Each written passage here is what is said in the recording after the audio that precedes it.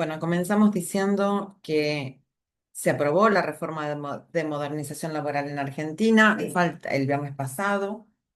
El día exacto fue el viernes 27 de febrero.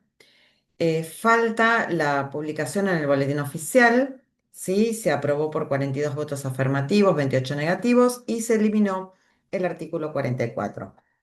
A continuación, vamos a repasar los puntos más importantes que toca esta reforma laboral, ¿sí? Que serían el FAL, la contratación, la extinción, el salario, el derecho colectivo, los juicios laborales y los regímenes especiales, fundamentalmente el tema de casos particulares, que no hay mayores modificaciones, yo no veo mayores modificaciones ahí en ese aspecto, ¿sí?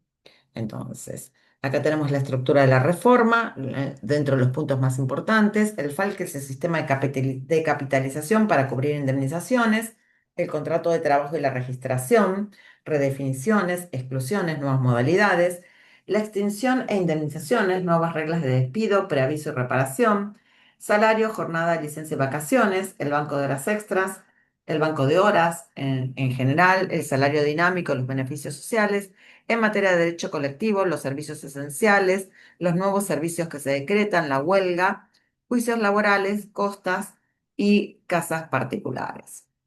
Con respecto a lo que sería el FAL, que es el Fondo de Asistencia Laboral, tenemos que es un sistema de capitalización creado por la ley para cubrir las indemnizaciones de despido, preaviso y otras obligaciones derivadas de la extinción de contrato de trabajo en el sector privado. Va a funcionar, porque todavía no está implementado, como una herramienta, ¿sí?, de ahorro previo para el empleador que al aportar un porcentaje mensual, un porcentaje mensual por cada trabajador, acumula recursos en una cuenta especial e inembargable. Las principales características del FAL es que es una cuenta individual, el patrimonio es separado, inembargable, independiente, ¿sí?, de afectación específica por el empleador, hay una contribución obligatoria, se diferencia el porcentual para pymes o para grandes empresas y va a ser esta cuenta especial administrada por una entidad habilitada específicamente por la Comisión Nacional de Valores. Los aportes del FAL van a ser el 1% para las grandes empresas, el 2,5% para las pymes y hay que, ese porcentaje se va a deducir entonces de las contribuciones a la seguridad social, lo que va a producir posiblemente en el futuro una merma, ¿sí?, en lo que son el sistema de jubilaciones y pensiones. Los requisitos de la cobertura exigen antigüedad mínima, solo cubre a trabajadores registrados con una antelación mínima de 12 meses a la fecha de extinción laboral, plazo de carencia, el fondo debe recibir al menos 6 meses de contribuciones antes de poder responder por las extinciones laborales y sin cobertura informal, en ningún caso se va a brindar cobertura desde el FAL a los trabajadores no registrados o el típico trabajo en negro, como se llama en Argentina. El FAL obligatorio versus el voluntario. El FAL va a ser obligatorio, es obligatorio para todos los empleadores del sector privado, no reemplaza el sistema indemnizatorio actual, es voluntario en su uso por parte del empleador y en su integración con mayores aportes. Y el fondo, hay que diferenciarlo muy bien del fondo del cese laboral, que es optativo, que es admitido en la ley de contrato de trabajo, previo acuerdo mediante convención correctiva mediante convenio colectivo de trabajo y reemplaza el sistema indemnizatorio y no hay que confundirlo entonces con el FAL. La aplicación práctica del FAL va a requerir aportes, acumulación, salida y pago.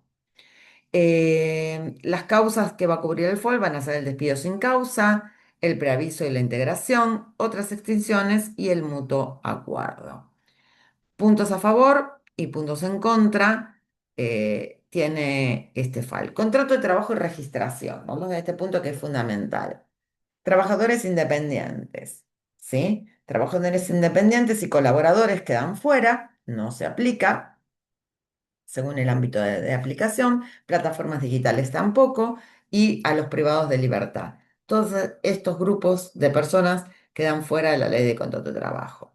Solidaridad, cambios claves, vamos a hacer un tema especial con respecto a esto. La reformulación del contrato de trabajo, se derogan varios artículos de la ley de contrato de trabajo, hay una definición nueva sobre el contrato de trabajo, definición sobre el empleador, Principio de la norma más favorable y aplicación analógica del convenio colectivo de trabajo, por supuesto va a ser el de empresa. Se elimina el tema de justicia social y gratuidad, salvo plus petición sobre estimación de créditos. Con respecto a la contratación de definiciones, hay una redefinición en el artículo 21 en cuanto a la ley de contrato de trabajo. Se elimina la referencia a realización de obras, los usos y costumbres.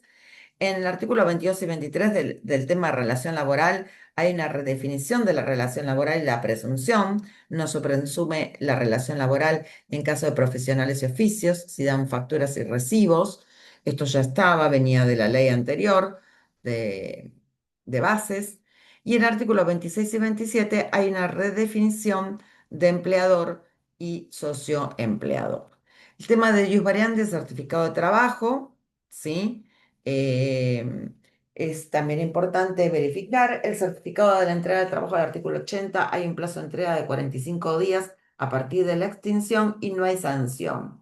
Puede ser físico o digital. Esto va a ser bastante importante. El problema es que la certificación no solo del trabajo del artículo 80, la certificación de servicios no está arrastrando bien desde ARCA la cantidad de años totales, pero el certificado del artículo 80 es distinto a la certificación de servicio, pero bueno, es un tema más que se va a implementar a través de ARCA. En cuanto a modalidades de contrato de trabajo, se modifica la modalidad de contrato a tiempo parcial porque permite hacer horas extras. En plazo fijo no se indemnizan los daños y perjuicios. En el por equipos elimina la referencia a obras y actos y en el eventual elimina la referencia a plazo cierto de fin. ¿Sí? Reintegro del trabajador, si pasaron 2 años del cese, todos los derechos vinculados a la antigüedad no computan en el plazo anterior. Esto es importante tenerlo en cuenta, lo establece explícitamente. Bueno, hace referencia a no más libros en la parte de registro. La registración laboral va a ser solamente a través de ARCA y los libros anteriores deben conservarse por un plazo de 10 años.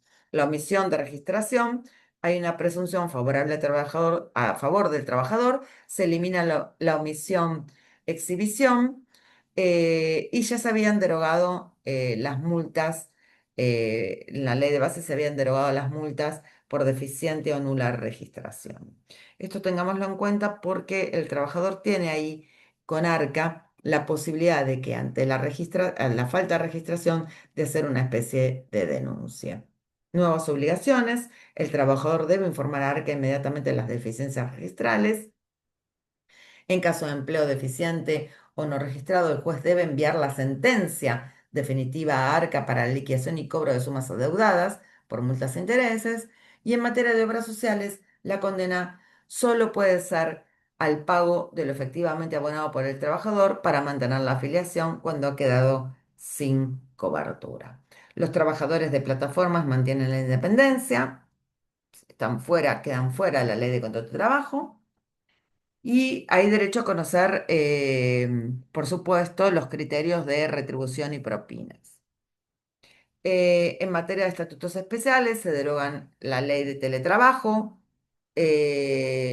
todo el tema de supermercados, peluqueros, periodistas, choferes, viajantes de comercio y demás. Y se modifica casa particular, trabajo a domicilio y trabajo agrario. En materia de extinción de indemnizaciones, sigue la renuncia, el telegrama puede ser digital. En mutuo acuerdo, sigue la extinción de contrato de trabajo por mutuo acuerdo y toma prioridad el fondo de cese laboral, donde se admiten los pagos a cargo del fondo de cese laboral cuando fueron previamente conveniados por convenio colectivo de trabajo. El despido sin causa, la base de cálculo es un mes de sueldo por cada año de servicio, fracción mayor a 3 meses. El tope es 3 veces el salario del convenio, siempre que no vulnere el piso del 67% del caso Bigliotti. Hay un mínimo, la indemnización no puede ser menor a un mes de sueldo y fuera de convenio se aplica el convenio de la actividad o del lugar del trabajo, ¿sí? Mejor dicho. En cuanto a detalles adicionales, en materia de despido sin causa, las remuneraciones a considerar van a ser los rubros habituales, normales, devengados por un mínimo de 6 meses y no se admite en absoluto la reparación integral vía civil, salvo cuando deriven en ilícitos penales. Esto es un punto importante. Las indemnizaciones pueden ser solventadas total o parcialmente mediante los fondos acumulados en la FAL, son los puntos que vimos al principio. Extinción, otras disposiciones. Tenemos disposiciones con respecto al reingreso, al preaviso y a la reparación integral. Muerte del trabajador, ¿sí? Tenemos todo el tema del artículo 248, quiénes van a ser los que pueden concurrir a las indemnizaciones y tenemos acá salario, jornada de licencia y vacaciones. Está la compensación de horas extras, bancos de horas y jornadas, descansos mínimos, flexibilidad, ¿sí? Y banco de horas. Ahora se puede implementar lo que se llamaba el banco de horas, ¿sí? Compensar la mayor jornada de algún día con la menor de otro. Esto se podía hacer desde el año 91 mediante disponibilidad colectiva, ahora se puede hacer también en materia individual, por acuerdo, por supuesto, voluntario y escrito. Vacaciones, el periodo sigue igual, de abril a octubre en Argentina, y el fraccionamiento se puede fraccionar en 7 días. No es otra cosa más que este, institucionalizar lo que ya se venía dando en materia de vacaciones. Enfermedades inculpables y certificados médicos, esto no varió, queda exactamente igual.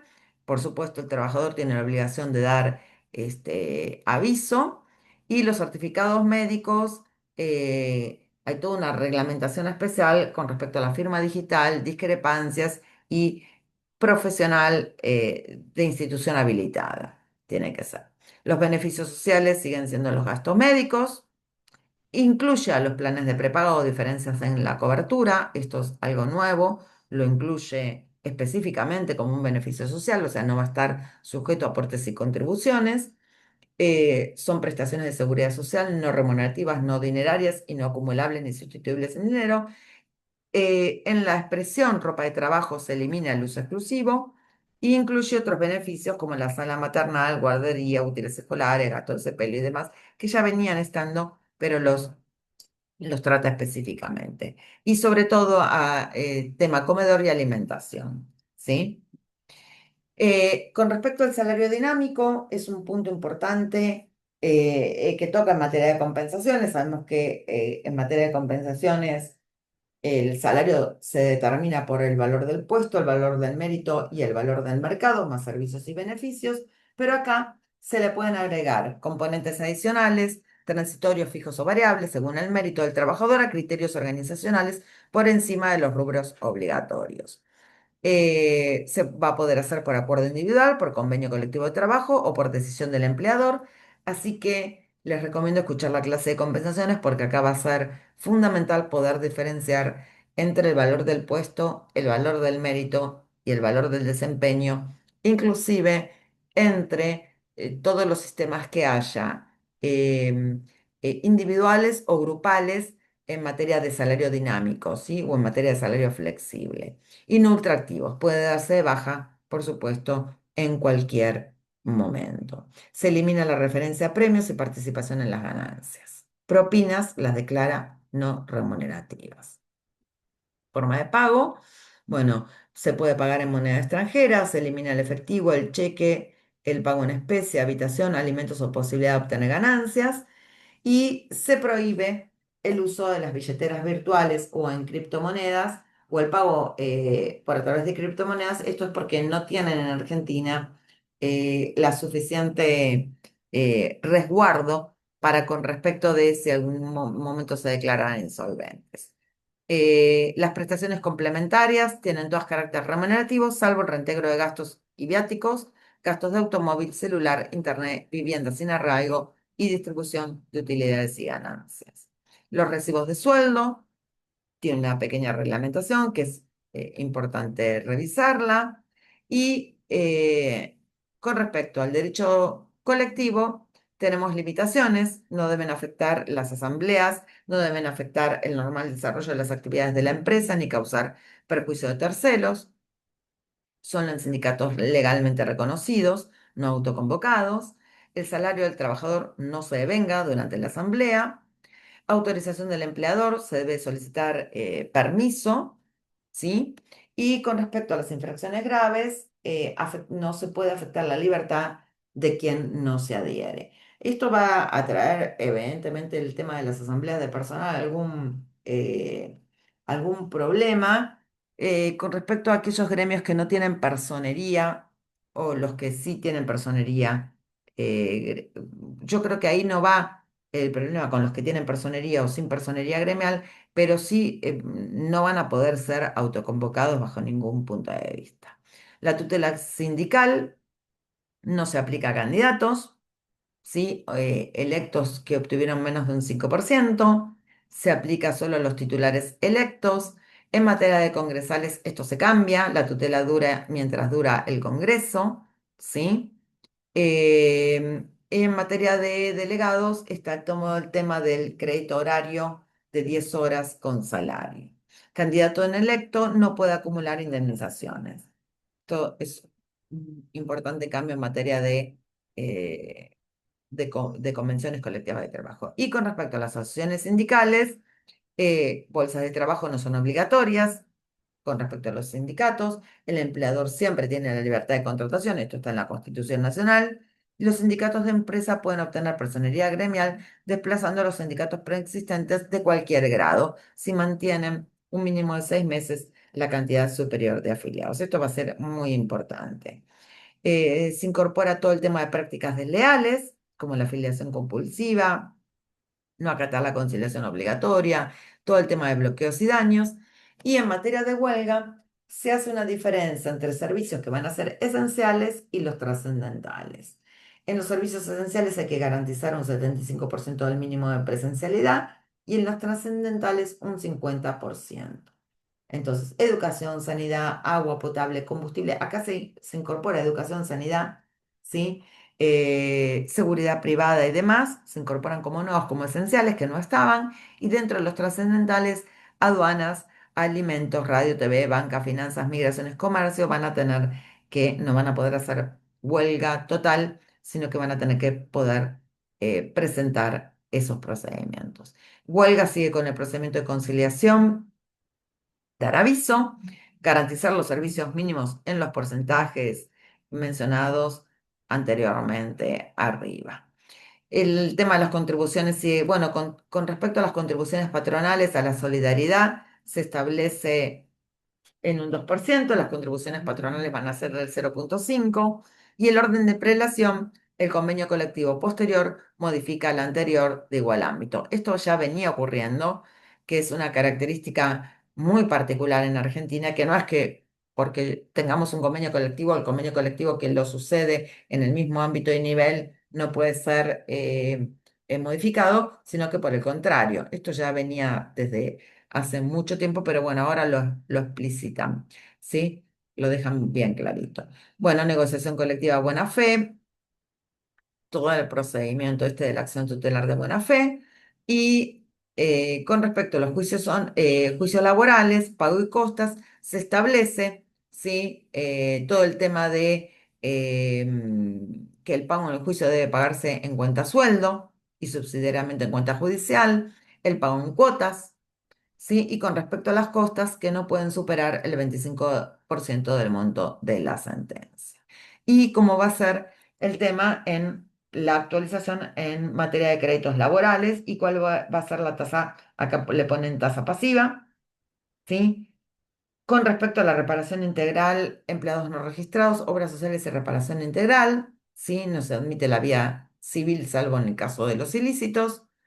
Y en materia procesal también hay algunos cambios bastante importantes con respecto a la caducidad y honorarios. Traspaso a la justicia nacional, esto es otra cosa. Y en materia de casas particulares, yo no noté grandes modificaciones salvo el periodo de prueba a 6 meses, y por supuesto ratifica que el personal de casas particulares queda excluido de la ley de contrato de trabajo y que solamente se van a aplicar la normativa de la ley de contrato de trabajo en lo que se refiere a la normativa específica, o sea, en casas particulares se seguiría pagando, por ejemplo, en efectivo o se podría seguir pagando para el caso por billetera virtual, ¿sí? Casas particulares, jornada de documentación, esto queda más o menos igual. Y por supuesto, con las condiciones de trabajo, cumplir. Bueno, lo de la documentación es importante porque al día de hoy todavía siguen liquidando algunos recibos de manera manual. Los recibos deben hacerse vía AFIP Arca, ¿sí? De manera digital. Es un sistema muy, muy cómodo. Espero que lo implementen el sistema de recibos de sueldo para lo que sea el sector PYME. Bueno, y con esto terminamos en un breve repaso sobre la modificación de la ley aprobada el viernes pasado. Los puntos más importantes. Ahora hay que esperar que se publique en el boletín oficial, ¿sí? Generalmente no suele haber diferencias, pero conviene hacer el estudio después de la publicación en el boletín oficial. Este es un pequeño adelanto.